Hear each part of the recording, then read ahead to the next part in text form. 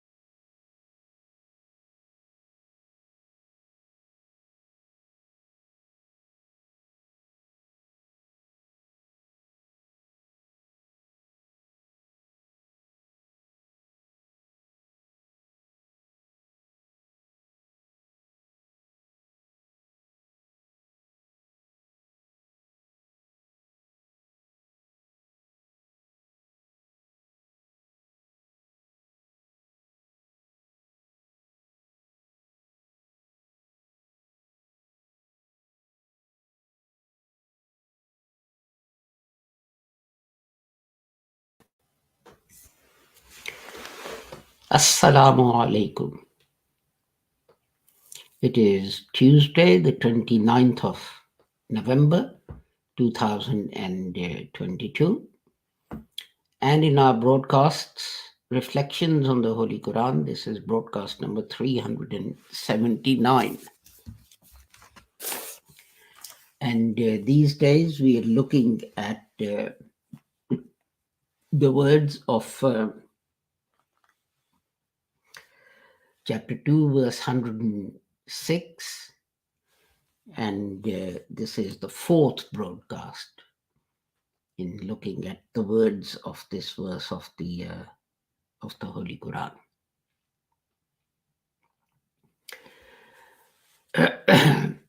These broadcasts are brought to you by LASER, Lahore Ahmadiyya School of Education in Religion, which is a branch, a department of Ahmadiyya Anjuman Ishad Islam, or the Ahmadiyya Association for the Propagation of Islam, which is also known as the Lahore Ahmadiyya Movement.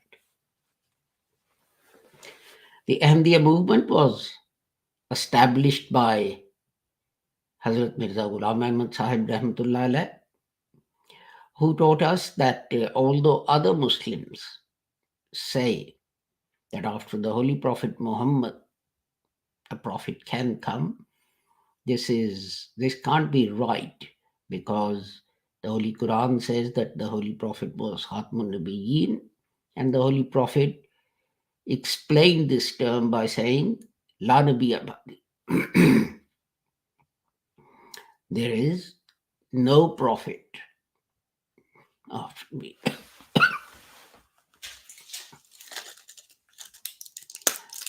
So now, neither an old nor a new prophet can come.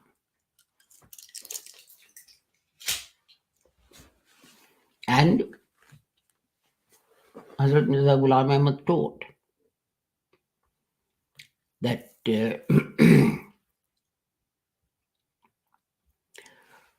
Muslims generally believe that the first source of our knowledge should be the Hadith, but this is incorrect. The first source of our knowledge should be the Holy Quran. That should be followed by the Sunnah of the Holy Prophet Muhammad, and that should be followed by the Hadith. And then come other things like Ijma and Ijtihad and so on. He also taught that although other Muslims believe that some prophetic revelation like Surah Al-Ayat and Ayah Rajim have been missed from the Holy Quran, this is incorrect.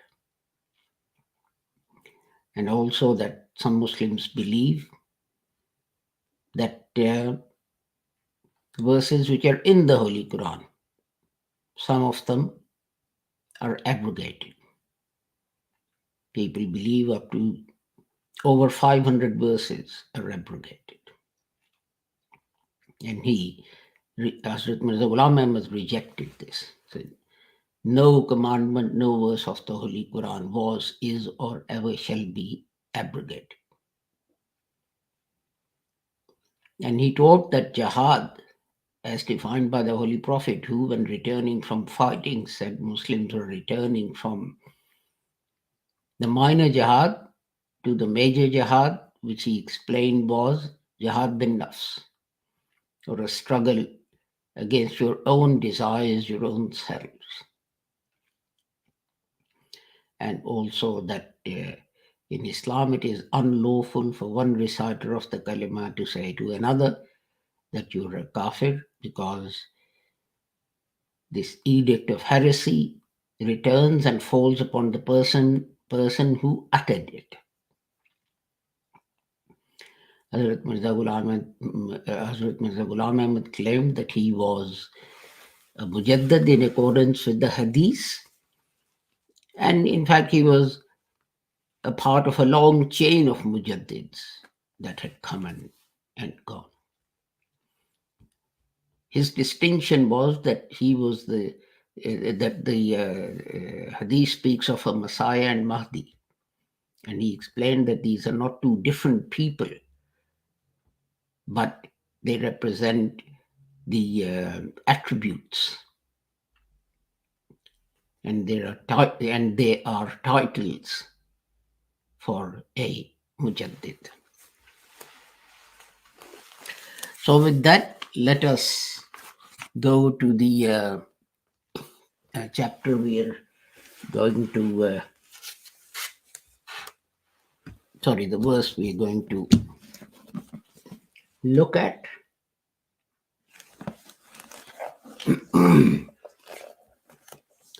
أعوذ بالله من الشيطان الرجيم بسم الله الرحمن الرحيم ما ننسخ من آية أو ننسها نأتي بخير منها أو مثلها ألم تعلم أن الله على كل شيء قدير. And its English translation is, whatever message we abrogate or cause to be forgotten, we bring one better than it or one like it. Knowest thou not that Allah is possessor of power over all things?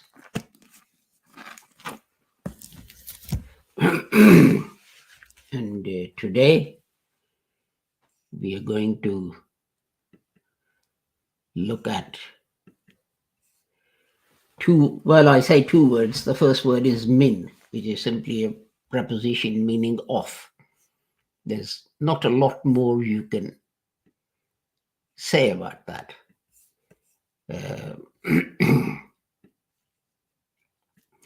And the next word we are going to look at is ayatin, and its root is hamza ya, and it occurs in the Holy Quran 382 times, and it's translated either as sign or signs or verses.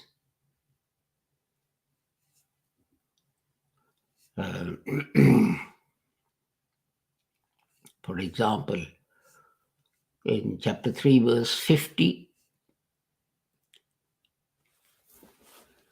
Wajitukum bi ayatin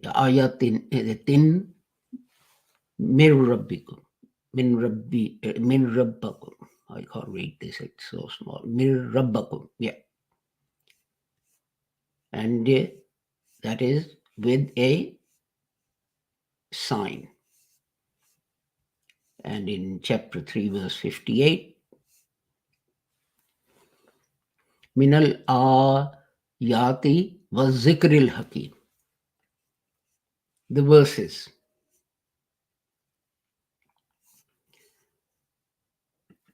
And if you look at this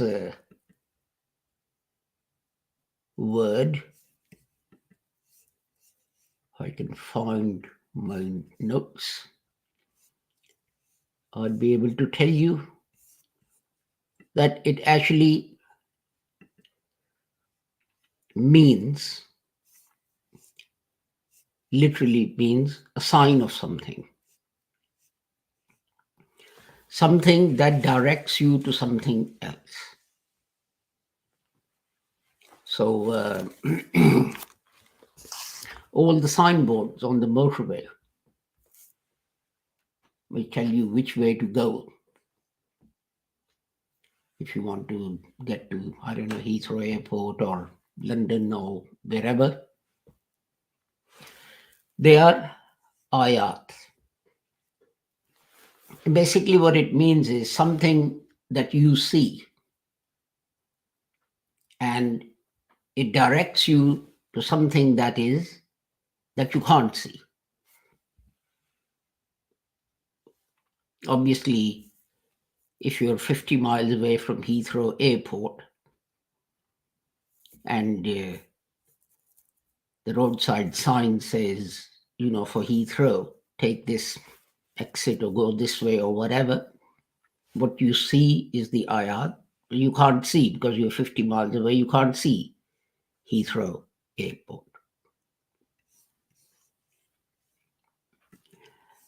And the point is this, that, it's in Urdu, for example,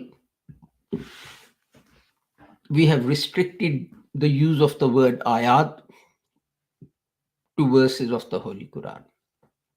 But that's a limited meaning. The point is that God's being is limitless. In one way, God says, I'm closer to you than your jugular vein, nearer to you than that. And then also, he's far away. He's unseen. And the point is that we are unable to grasp what God is, what he looks like, even what his attributes are. Our intellect and our experience and everything is limited, and they can't conceive of this thing. When in 1920s, if you said to someone, well, a day will come when someone will sit in England and, he'll talk to you, and people in Tokyo would be able to not only hear him, but also see him, but also respond to what he's saying. You would have said, you're mad. Because your experience, all of this was outside your experience, humanity's experience. And so everything, not just verses of the Holy Quran, but everything that directs us to God is ayatullah, is a sign directing us to him. And so when we're thinking of seeking God and reflecting upon him, yes, one thing to do is read the Holy Quran and reflect upon it and think about its message and so on. This is perfectly correct. But we should also look at the universe and think about that as well. What does God say in Surah Rahman? Which of my bounties will you deny? And then God lists a number of things. Meaning, you need to reflect, you need to do research, you need to think about all of these things. And of course, it's correct that the greatest sign that guides us to God is the Holy Quran. And that is why not only the whole of the Quran, but every part of it is called an ayat, a sign of Allah, something that will direct you, point you to the existence of God and His attributes, etc., etc. But you see, here's an interesting thing, isn't it? That people say that because the Holy Prophet Muhammad sallallahu alaihi wasallam was the last prophet, Allah no longer speaks to humanity. There is no wahi. You know, this is like saying if you are driving to the airport, all the major signboards pointing you to wherever you want to go, like Heathrow Airport or whatever, are removed. Well, you've got the motorway, just drive along there. Yes, it is true that prophetic revelation, Wahi and Nabuwat, cannot now come. That is completed in the Holy Quran. But that does not mean to say that God does not speak to man. And whatever God says to man, to a human being, is Wahi. The Holy Quran itself, when talking about mother of Moses, says she received Wahi to put Moses in a basket in the river. About Hazrat Maryam, the Quran says, an angel came down to her and spoke to her. Well, angels bring God's messages, and God's messages are his Wahi. So the Quran itself talks about people being able to receive Wahi without being prophets, because neither mother of Moses nor Hazrat Maryam are regarded as prophets. So the Wahi continues, but we cannot have a prophet, and we cannot have prophetic revelation that is complete in the Holy Quran. Now, there are other things which are God signs. I mentioned the universe and things in it, but God says that Prophet Saleh alayhi salam's she camel. God refers to that she camel in chapter 7, verse 73 as God's sign. This is the Holy Quran. So what happened was that the Holy Prophet Saleh, he said to his people that God is going to test them by how you treat the she camel. If you do this, it will mean that you obey and respect God's law. And if you do this, something else, then that means that you have no respect for and you don't obey God's law. So that she camel became a sign of Allah. And then Noah's boat, I think in chapter 26, verse 15, that is called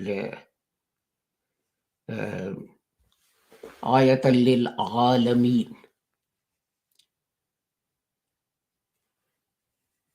which is ayah, a sign. Because, and this is a sign and also a metaphor, a symbolism, that if you remain within the safety net created by God, then you'll survive. If you go outside that, then you'll be destroyed and you will be killed. It may be physical, it may be as happened to Noah's people, but it may be spiritual.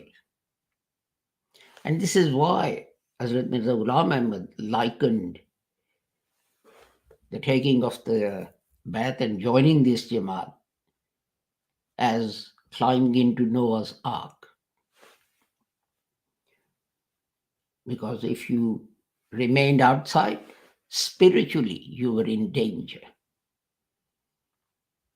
And in his time and later, there were many people who, for worldly benefit, embraced Christianity. They might have been given a house or free education for their kids or, whatever else. So they left Islam and embraced Christianity. So they left the safety net.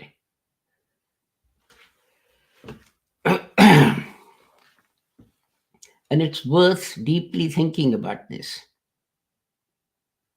because the principles that Hazrat Mirza Ghulam Ahmad enunciated in India 125 years ago, and for which he was called a kafir, Sunnis are proudly saying the same things in the West to please Western powers, to get, nationality of some country in Europe or North America or somewhere. I mean, jihad is one example. The other day I saw a video made by Muslims in which they were proudly announcing how Muslims joined the British Army and fought to preserve and protect and expand the British Empire. These are the children and grandchildren of the same people who said to Hazrat Mirza Ghulam Ahmad that by not saying people should rise up and conduct jihad against the British, you are a lackey of the British, you are going outside Islam, and so on. And their children and grandchildren are actually proudly announcing, Muslims in India and Algeria and other places, joining the British Army and fighting for the British and dying for the British.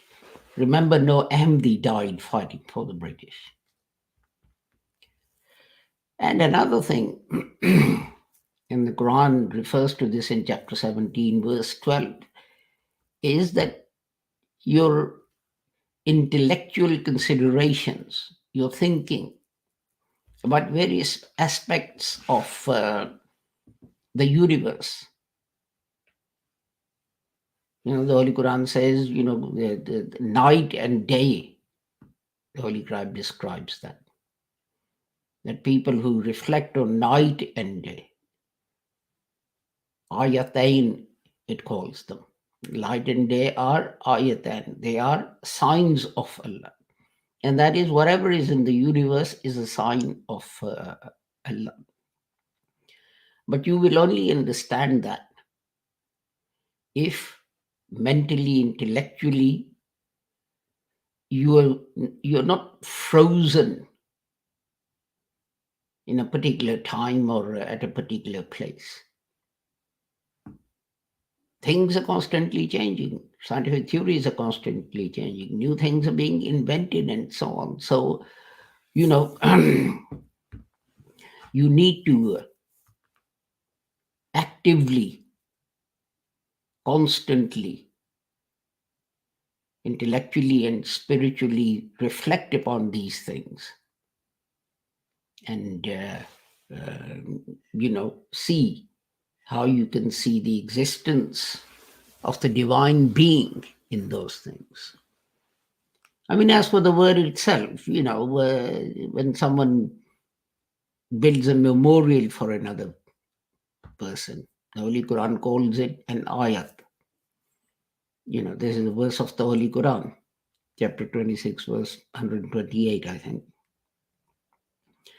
And in Arabic, the beauty of flowers and so on, and the rays of the sun, the same word is used for all of this. But the point is this, that as far as we are concerned, yes, the word is used in many different ways, but as far as our relationship with the Holy Quran and Allah is concerned, it is an invitation for us to stop and deeply think about something. And every little thing, you take a little seed. You sow a little seed and you don't know which tree, which fruit it's going to bear. But if you have a handful of seeds and you know they are the same type of seed and you sow one and an apple tree grows, you know that when you sow another one, an apple tree will grow. And just think about the fact that, a little seed, how does it sprout? How does it sprout roots? How does it make a trunk? How does it make branches? And you see in autumn, when to preserve the main trunk and so on, what happens? The trees lose their leaves because they're trying to preserve the main trunk of the tree. When the sun is back and shining and so on, then the leaves can grow again. But it means stopping and thinking about anything and everything in the universe. As I said, in Surah Rahman, God says, it starts off by asking humans, which one of my bounties will you deny? And then it lists a whole lot of things. There is nothing that is outside this consideration. The more you think on the universe. Another example is of thinking about the universe is that it was only some years ago, perhaps 50 years ago, that they discovered that there's a layer of ozone around our atmosphere, which is in a way a poisonous gas. You can't breathe it. Well, you can, but you die. So people wondered, why is our atmosphere surrounded by a poisonous gas? And because they reflected on it and they carried out experiments and so on, they discovered that although if you breathe it, it's poisonous, out there on top of the atmosphere, it's performing a very important function, which is to stop the harmful rays of sun from getting to us. So it's protecting all living things on this earth.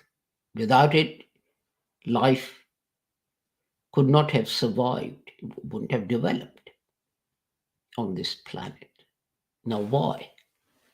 Who did this? Who arranged this? You see, as I keep on saying, that our brains, our intellect, our experience is limited. Hazrat Musa alayhi salam insisted on seeing God. God said, you can't. But he said, no, I have to. And then God said, okay, I'll show you a tiny example for a short time.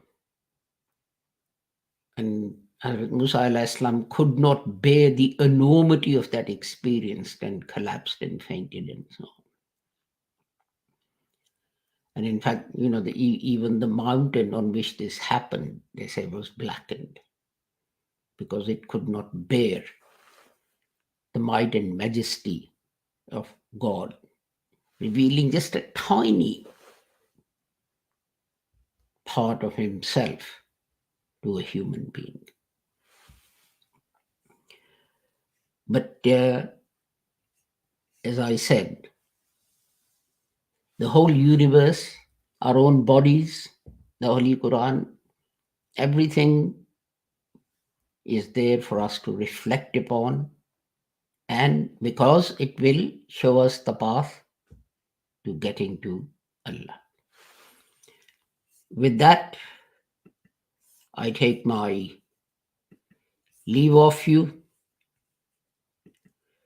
with a prayer that whoever you are and wherever you may be, may Allah keep all of you safe and sound and free from harm.